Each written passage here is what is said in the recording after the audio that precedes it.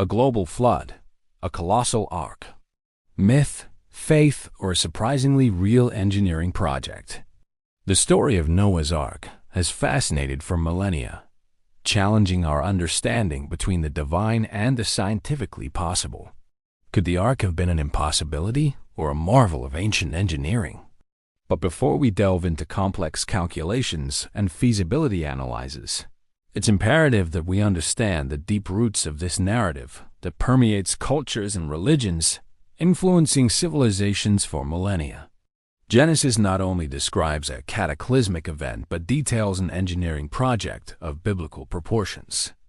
In Genesis 6:14, God instructs Noah to build an ark of gopher wood, and the divine specifications are impressively precise.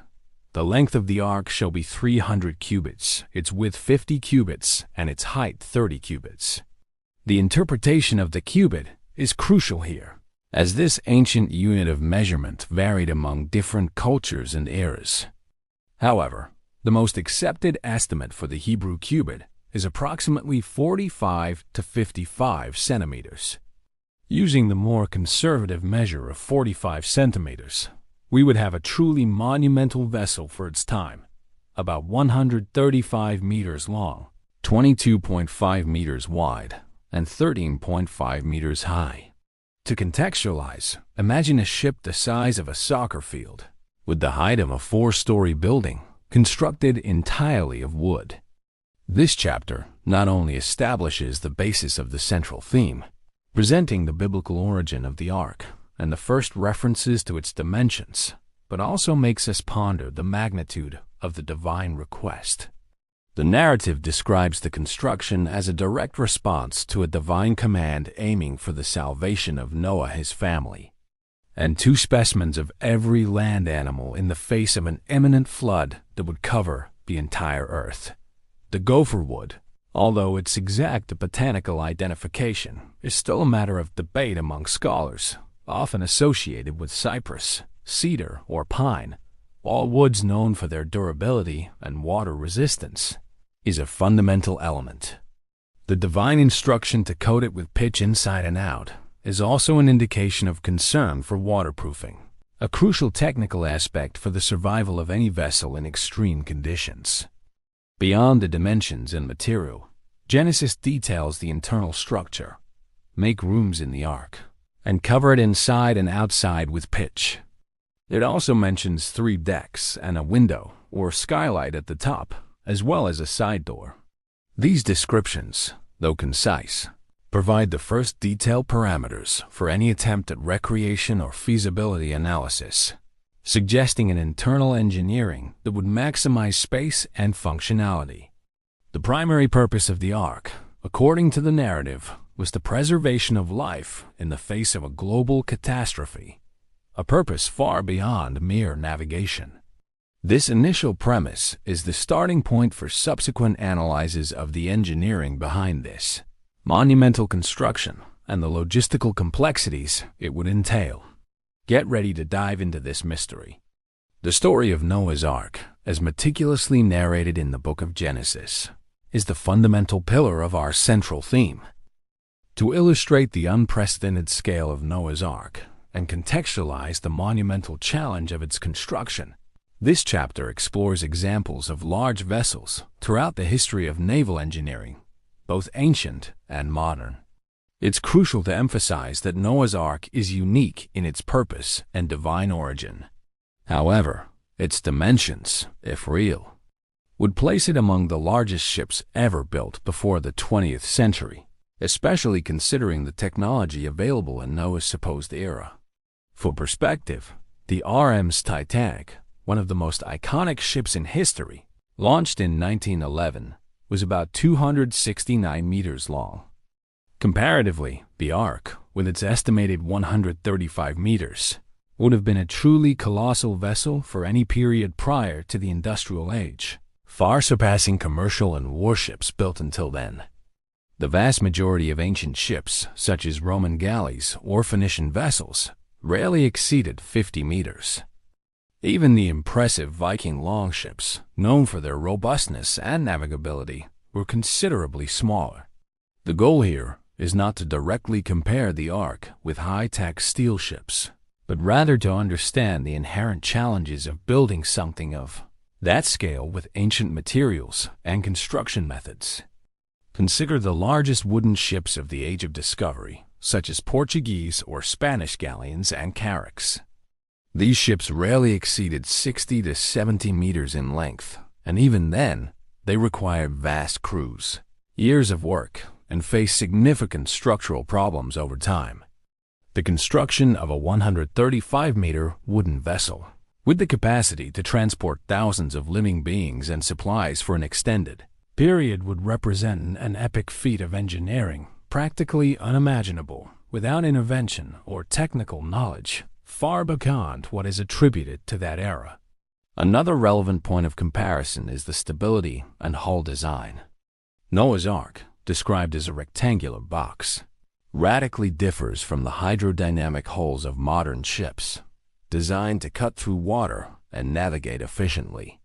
Its unique shape, without a keel or rudder, suggests that the priority was not speed, maneuverability, or travel, but rather maximum buoyancy, intrinsic stability, and internal volume to house its contents for a long period in turbulent waters. Modern naval engineers, when analyzing the Ark's proportions, point out that, while the rectangular shape is not ideal for navigation, it optimizes internal volume and, crucially, offers remarkable stability in rough waters, acting more like a barge or an incredibly resilient floating box than a conventional ship. The absence of a rudder or keel, for example, indicates that the Ark had no directional purpose, but rather passive survival and flotation. This peculiar shape is, in itself, an engineering enigma that raises the question of whether it was an intuitive, divine design, or the result of sophisticated technical knowledge now lost. The sustainability of these animals for over a year, the estimated duration of the flood, and the subsequent repopulation of the Earth raises crucial and complex questions about food, drinking water, ventilation, and, crucially, waste removal. A colossal food storage system would be needed, capable of supplying the nutritional needs of thousands of animals for months, with different diets for different species. The constant supply of drinking water would be an even greater challenge, requiring a sophisticated system of collection, purification, and distribution. Ventilation would be vital to prevent the accumulation of toxic gases and ensure air quality in such a densely populated environment. And the management of animal waste would also be an immense challenge, requiring an effective cleaning and disposal system to maintain hygiene and prevent disease. Feasibility studies such as those conducted by engineers and scientists associated with creationist organizations like Answers and Genesis propose ingenious solutions to these challenges, including stacked cage designs to optimize vertical space and automated or simplified feeding and cleaning systems. They argue that, with meticulous planning and a specific interpretation of the term kind, the Ark could, in theory, have housed the animals. However, the scale of the undertaking and the human resources needed to build and maintain it are still subjects of intense debate and speculation, leading us to question whether divine engineering refers to a miracle or an advanced engineering feat for the time, perhaps with the assistance of Noah and his family, who would have had knowledge and capacity that we underestimate today. In this chapter, we will delve into a crucial aspect of this central theme: the construction materials and structural integrity of Noah's Ark, especially considering the extreme forces it would have had to withstand during the global flood. The Bible specifically mentions gopher wood.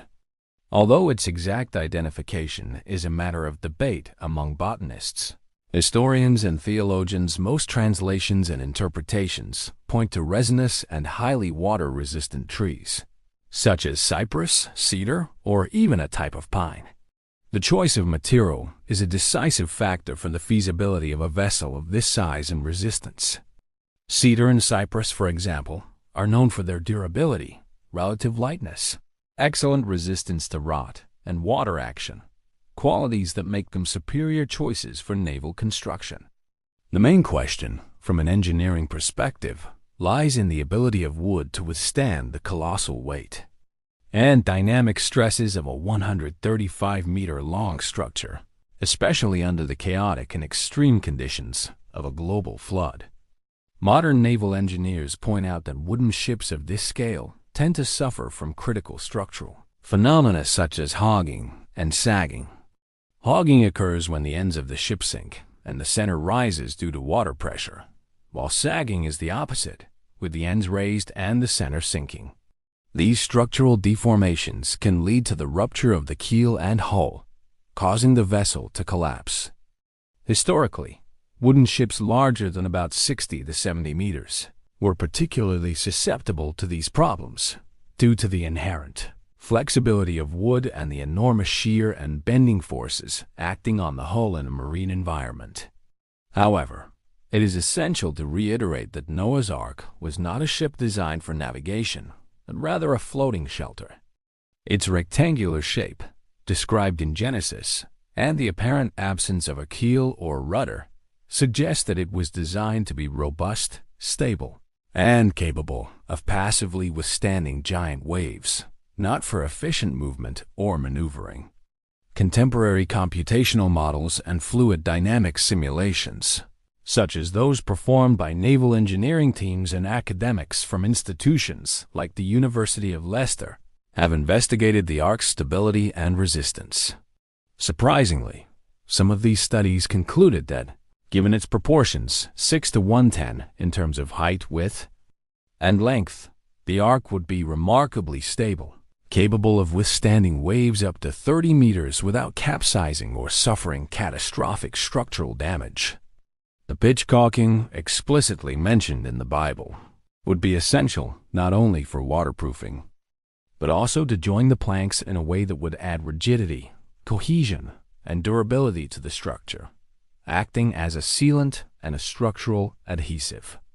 The complexity of joining so many pieces of wood into such a massive structure, and the absence of modern naval engineering tools, techniques, and knowledge in Noah's time are significant question marks. It would have required a vast workforce, unprecedented organization, and advanced knowledge of carpentry, material strength, and hydrodynamics to erect such an imposing and durable structure. This brings us back to the central dilemma of our script. Was this a work of divinely inspired engineering, where higher principles were applied, transcending human knowledge of the time, or a testament to lost or underestimated ancient construction and organizational capabilities that somehow allowed Noah to accomplish such a feat? The analysis of gopher wood and structural integrity forces us to ponder the limits of ancient engineering and the possibility of an intervention that transcends purely material logic. The story of Noah's Ark, whether viewed as a literal historical account or a powerful spiritual allegory, continues to inspire and intrigue, leading to various physical recreations and contemporary scientific analyses that seek to test its feasibility. This chapter explores how the central theme, divine engineering or possible real boat, manifests in modern scenarios, from detailed models and complex computational simulations to full-scale replicas that have become mega-projects and tourist attractions. One of the most notable and ambitious examples is Johann Huber's Dutch Noah's Ark. This builder and entrepreneur, driven by his faith and a literal view of the biblical story, dedicated years and millions of dollars to construct a replica of the Ark. Although Huber's Ark does not follow the exact biblical dimensions, it is slightly smaller, about 118 meters long, 23 meters wide, and 13 meters high due to logistical issues and river navigation. It serves as a tangible and impressive representation of the vessel's scale. Its construction, which used modern materials like steel for the internal structure and wood for the cladding, as well as contemporary naval construction techniques, demonstrated the logistical and engineering complexity involved in such a project. Huber's Ark, now a popular tourist attraction in the Netherlands, offers a concrete perspective on the internal volume, multiple decks, and the challenge of building such a large structure. allowing visitors to physically experience the grandeur of the biblical account. Other even more ambitious initiatives in their fidelity to biblical dimensions include the Ark Encounter in Kentucky, U.S., a colossal. Built by a creationist organization, this theme park houses a full-scale replica of Noah's Ark, based on biblical dimensions. This colossal project not only displays the Ark's impressive scale, but also attempts to answer visually and interactively many questions about internal space, ventilation, lighting, and the logistics of accommodating animals and their supplies. They propose creative interpretations of waste management and feeding systems, arguing that the Ark could have been functionally viable with intelligent design. From a scientific and academic perspective, researchers and engineers have used advanced computational modeling and fluid dynamics simulations to analyze the Ark's hydrodynamic stability under flood conditions. Studies conducted at universities, for example, have simulated the Ark in different scenarios of extreme waves and winds. Surprisingly, some of these studies indicate that given its biblical proportions, the Ark would be extraordinarily stable, capable of withstanding the most extreme waves without capsizing or breaking.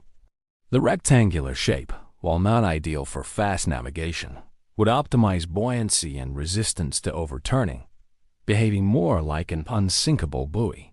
Such analyses, using cutting-edge naval engineering software, provide a technical basis for the thesis that, in terms of passive flotation and stability, the Ark would be a robust design.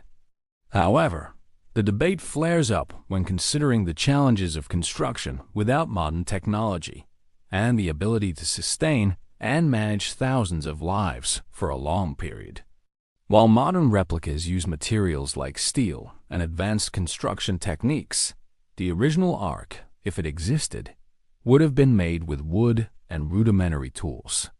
These recreations and analyses, while not proving the literal historical existence of Noah's Ark, offer valuable insights into the challenges and possible engineering solutions that would have been necessary. They elevate the question from myth to the realm of the possible under certain conditions and interpretations, prompting a deeper discussion about the intersection of faith, science, and engineering's ability to overcome limits. We arrive at the crucial point where the grandeur and complexity of Noah's Ark force us to confront the limits of our own human understanding. The central theme permeating this script, Noah's Ark, divine engineering or possible real boat, culminates here in a profound reflection on the vastness of knowledge, the nature of mystery, and the coexistence between faith and the incessant pursuit of scientific explanation. If Noah's Ark was a historical and physical reality, its construction, as we discussed in previous chapters, would represent an engineering feat that dramatically transcends what we consider possible for antiquity. Where would the technical knowledge and resources come from to create a 135-meter wooden vessel capable of housing and sustaining thousands of living beings for over a year, withstanding a flood of global proportions? Archaeology and geology to date do not provide irrefutable evidence of a global flood event that precisely matches the biblical narrative, nor of a colossal wooden structure of this type. This absence of concrete empirical evidence is the major point of friction for the scientific perspective. It is at this point that the concept of divine engineering takes on a central and, for many, indispensable role. For believers, the scale and complexity of Noah's Ark are not obstacles to its literality, but rather a direct testament to divine power and providence. Within this perspective, the construction and operation of the Ark were not merely a human project, but an undertaking guided, inspired, or even materially enabled by a higher intelligence. Natural laws, which we try to decipher today, could have been temporarily suspended, enhanced, or used in ways we still don't understand to allow for its construction, its perfect flotation, and the maintenance of life aboard. In this context, the lack of purely scientific and materialistic explanations for every detail of the Ark does not diminish its veracity. On the contrary, It reinforces its miraculous character and its nature as a manifestation of divine intervention. However, from a strictly scientific viewpoint, which relies on observable, replicable evidence and testable models, the absence of empirical proof and the numerous logistical and engineering difficulties such as waste management, mass feeding, biological diversity, and the structural strength of wood on such a scale lead to profound questions. Science seeks natural explanations for natural phenomena. How can the biblical description be reconciled with what we know about biology, geology, physics, and material engineering? For many scientists, the story of Noah's Ark is seen as a cultural and religious narrative with deep moral and spiritual significance, which should not be interpreted literally as a historical and scientific fact. What this story reveals about our perception of reality and what may yet transcend our understanding is the complex and fascinating intersection between faith and the incessant pursuit of knowledge. Noah's Ark is a vivid reminder that there are phenomena and narratives that, however much we try to unravel and explain with reason, logic, and scientific rigor, may contain elements that completely escape our current comprehension. It invites us to ponder the limits of what we can explain and to embrace the possibility that the inexplicable may have its own form of truth, whether it is a divine truth that does not submit to empirical validation, or a mystery to be unveiled by future discoveries that may redefine our paradigms. The journey to understand Noah's Ark is not just a historical or scientific investigation. It is, in itself, an exploration of our own capacity to believe, to question, and to accept that the universe may be vaster and more complex than our minds can currently conceive. After all, was Noah's Ark a work of divine engineering or a perfectly viable real boat? With each calculation and recreation, the line between myth and possibility blurs. Whatever your conclusion, the Ark remains an icon that challenges our understanding, blending faith, science, and the grandeur of what might be beyond our reach. The mystery persists. And you, what do you think?